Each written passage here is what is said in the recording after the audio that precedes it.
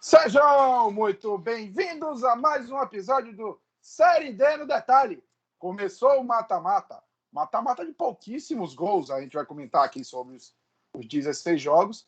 Muitos jogos duros, nenhum confronto decidido, mas muitos confrontos interessantes, né? E para começar com os confrontos dos times do Grupo 1 contra os times do Grupo 2, vou passar a bola para ele, o maior boliviano do mundo, Daniel Dalinci. Olá, saudações a todos. Começou o Mata ou Morre da Série D, agora momento decisivo. E a gente teve, logo nessa primeira rodada, um exemplo bem claro de que agora esquece o que aconteceu na primeira fase e cada jogo aí pode decidir a classificação, né? E de volta, mas às vezes o resultado do primeiro jogo pode complicar bastante uma equipe na segunda partida. Tivemos realmente, como o Thiago falou, poucos gols, em especial nesses grupos 1 e 2, porém os jogos foram muito bem movimentados. Bem, tudo começou com o melhor time da Série D em relação à campanha, time de maior pontuação na primeira fase, que foi o Castanhal.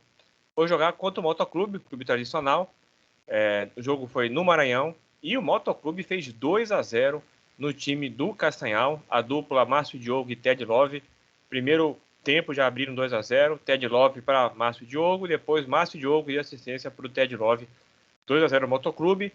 O que me surpreendeu um pouco foi o Castanhal ter ido para um desespero já no segundo tempo. Teve duas chances muito claras de gol em contra-ataque, feito com o goleiro, o Motoclube, porque o Castanhal foi com tudo para ataque, como se fosse jogo único.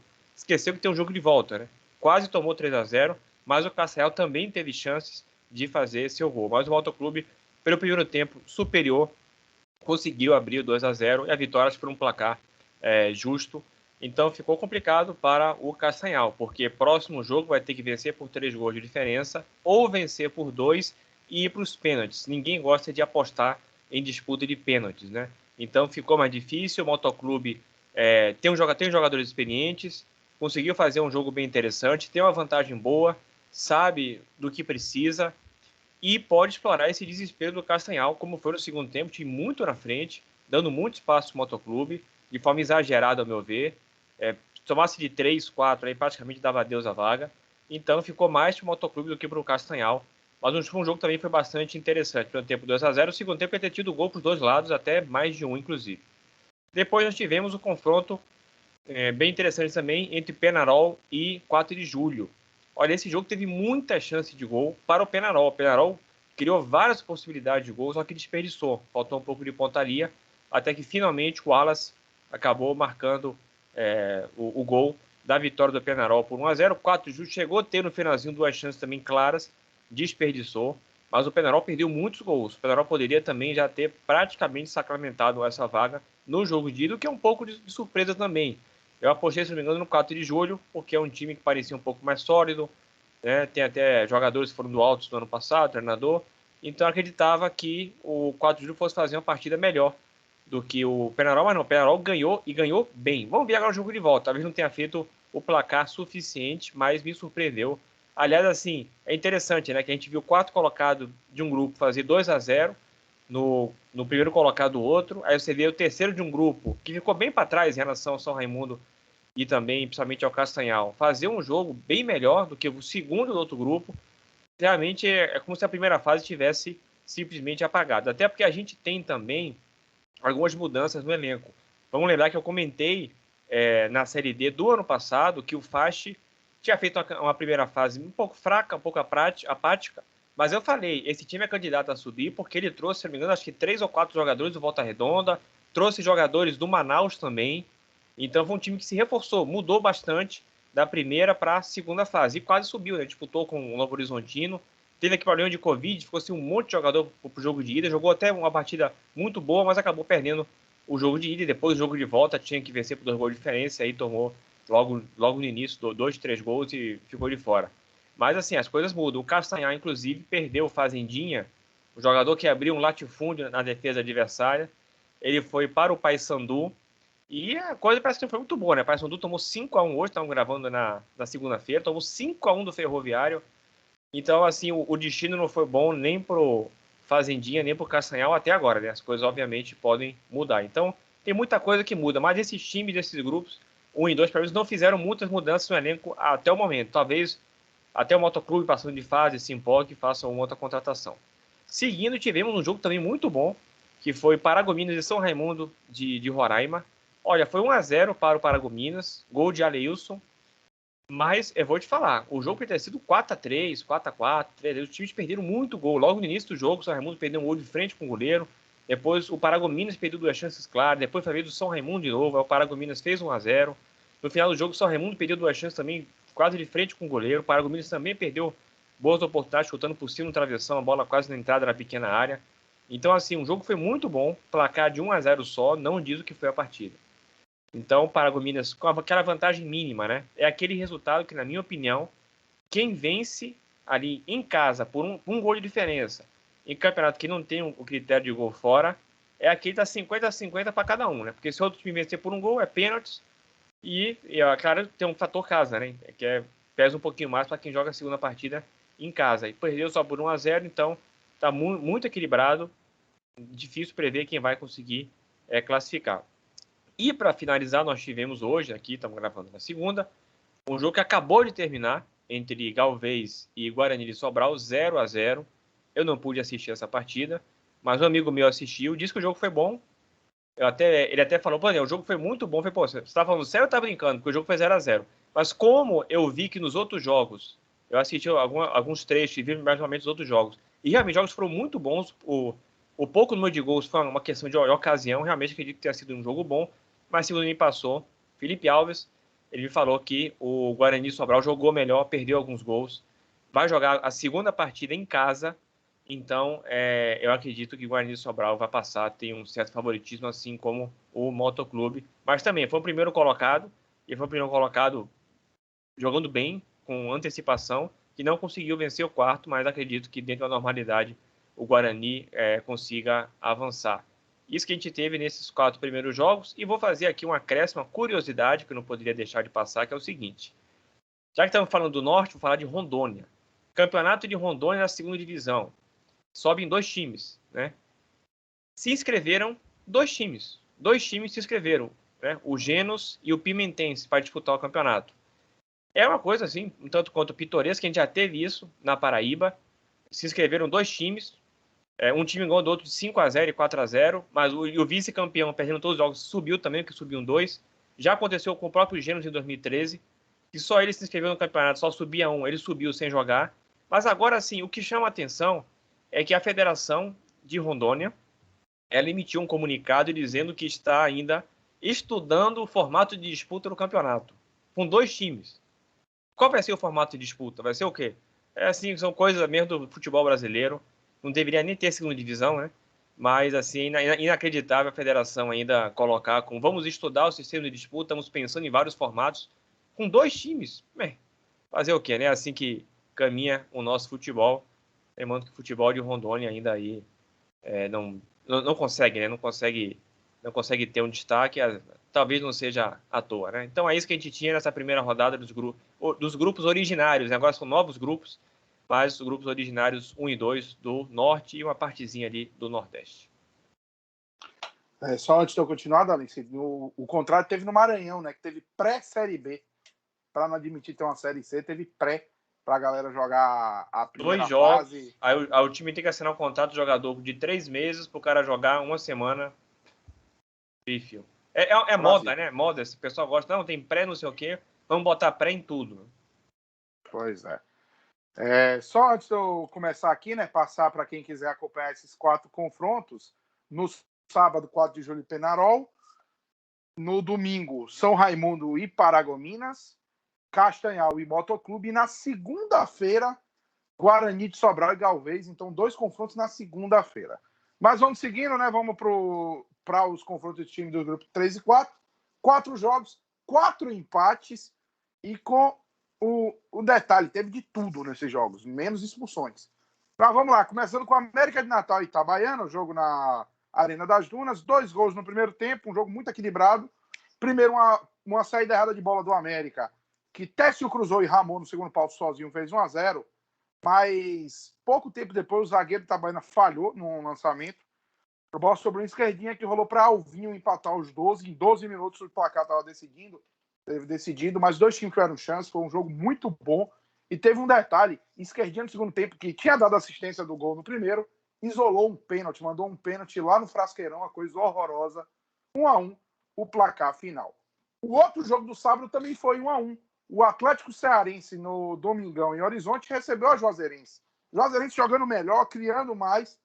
Numa das poucas chances do Atlético, um chute de fora bloqueado, a bola sobrou para Everton Potiguar, aos 43 minutos, fazer 1-0 e levar para o intervalo 1-0 pro Atlético Cearense. Mas no segundo tempo, o Juazeirense foi para cima.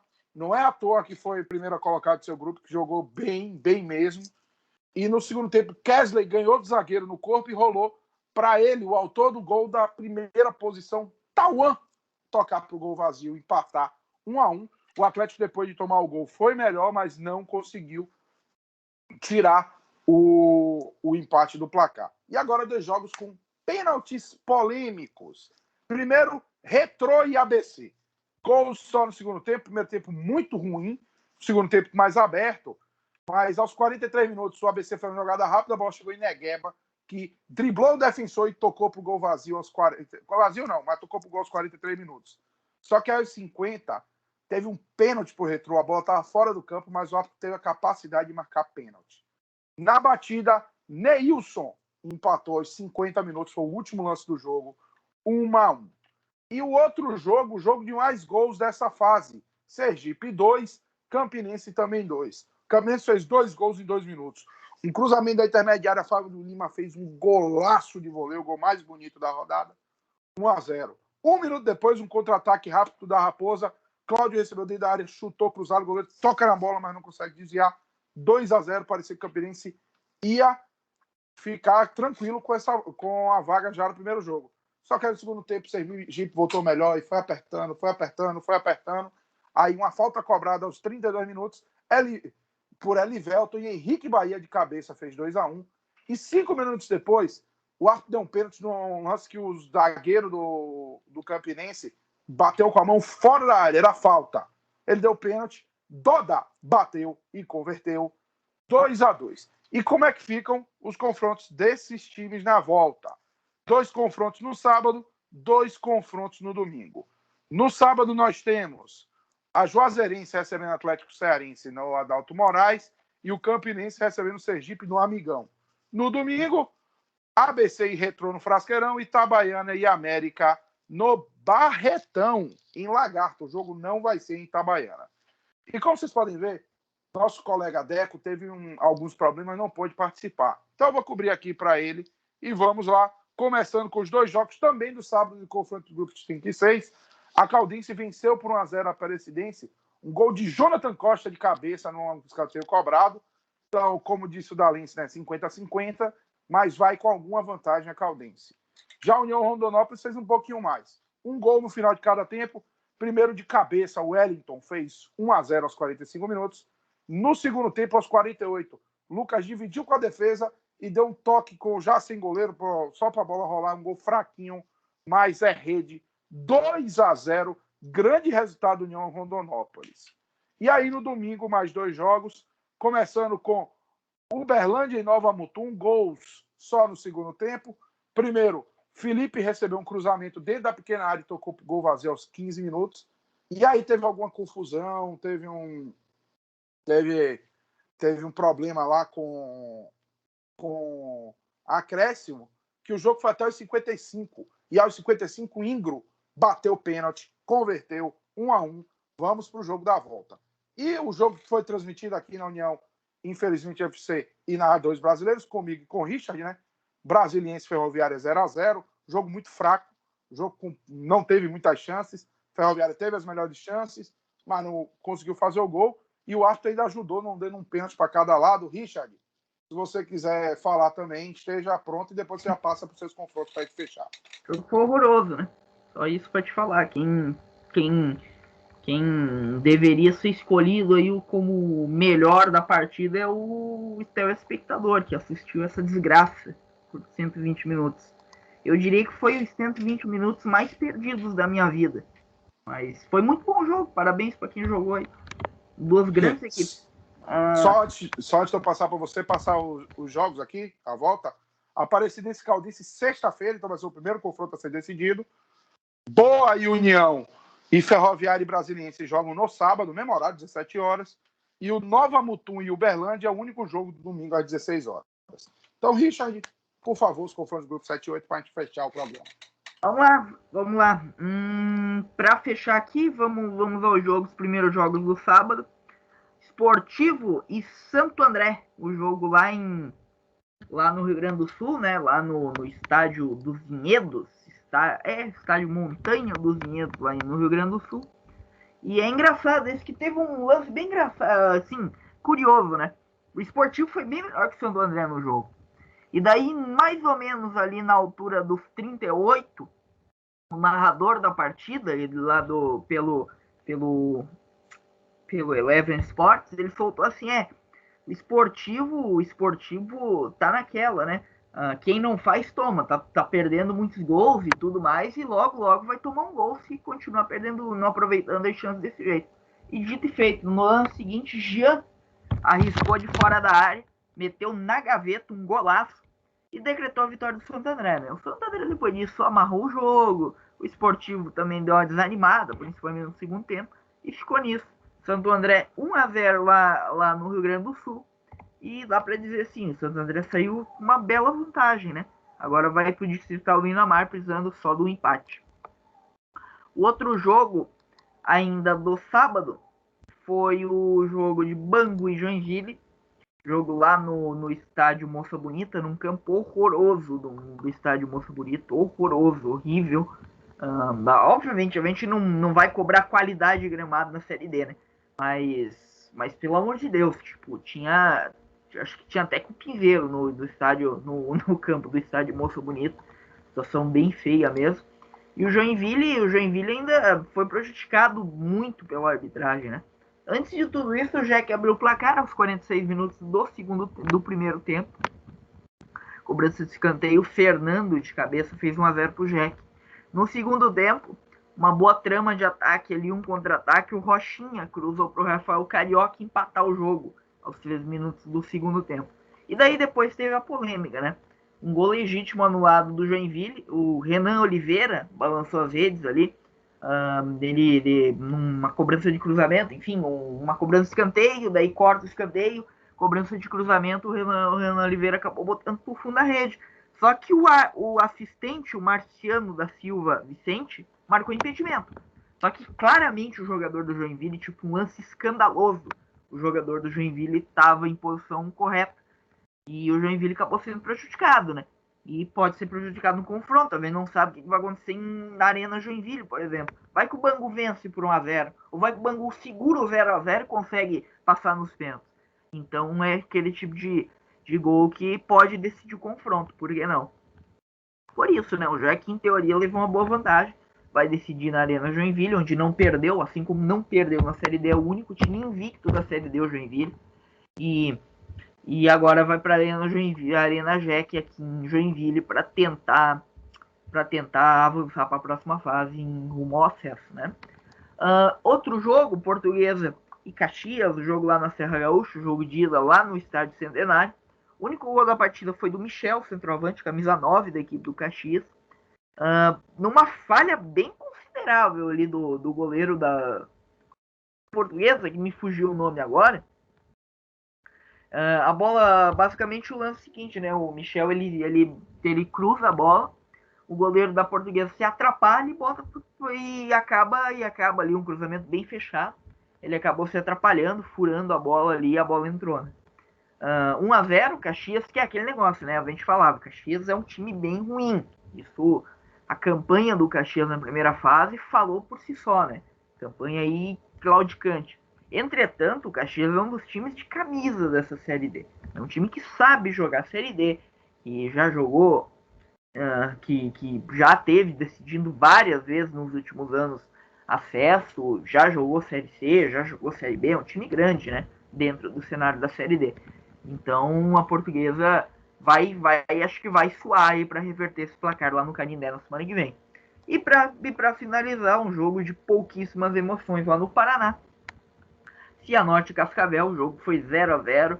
O único lance assim de mais polêmica, digamos assim, foi a expulsão do meia Maurício no segundo tempo, expulsão direta, na metade ali do segundo tempo. E basicamente ficou nisso, 0-0. Agora o jogo de volta vai se decidir lá no Estádio Olímpico Regional em Cascavel, onde o Cascavel, salvo engano, não tá quase com uma campanha 100%. Acho que tá com uma campanha 100%, inclusive, jogando lá no Estádio Olímpico Regional. E basicamente é isso, né? Num saldo geral, as equipes do grupo 8 foram melhores em relação às equipes do grupo 7, né? Acho que todas elas aí conseguiram vantagens para o segundo jogo, com exceção do Esportivo, que merecia ter uma melhor chance, porque o Esportivo jogou bem contra o Santo André e pode ainda reverter lá no Distrital do Inamar. Basicamente é isso. Pronto, vamos lá. Os confrontos da volta, então, para a gente fechar. No sábado, Português e Caxias no Canindé. Também no sábado, Cascavel e Cianorte no Olímpico Regional. Também no sábado, Joinville e Bangu na Arena Joinville. E também no sábado, 4 jogos no sábado para você, Richard, no Jardim Inamar, Santo André Esportivo. Então, esses confrontos aí se decidem no sábado. Para fechar, né, algumas estatísticas dessa fase da geral, começando com as melhores campanhas, o Castanhal, apesar da primeira derrota, mantém a melhor campanha com 36 pontos, mas a 2 pontos da Ferroviária. ABC e Guarani fecham os 4 primeiros com 29 pontos. Uma estatística interessante: 9 empates, 6 vitórias dos mandantes. E como vocês ouviram, somente o Santo André dos visitantes venceu. Uma vitória de visitante. Isso diz muito do equilíbrio da Série D. E para a gente fechar, né? O único invicto, como o Richard falou, o Joinville. E a artilharia, Gabriel Santos, o Negueba da Caldense, ainda com 13 gols, ele que saiu para o Ceará. O mais próximo que está jogando a Série D, Ingro, que foi a 10 gols, está a 3, mas precisa o Uberlândia passar para ele continuar. Beleza? Então foi isso, esse foi o Série D no detalhe. Não tem transmissão, a narração de gols, porque o jogo que a gente transmitiu foi 0-0. O nosso Deco, como a gente disse, não pôde participar, mas semana que vem estará de volta. O Dalense, que não está mais aqui, vou agradecer a ele pela participação, agradecendo também a Richard pela participação, a todos que estão vendo, ouvindo, comentando, cornetando e tudo mais. Deixa o like, segue o canal, ativa o sininho, compartilha com os amigos e lembre-se sempre, infelizmente FC, o pior time é o seu na Série D, no detalhe.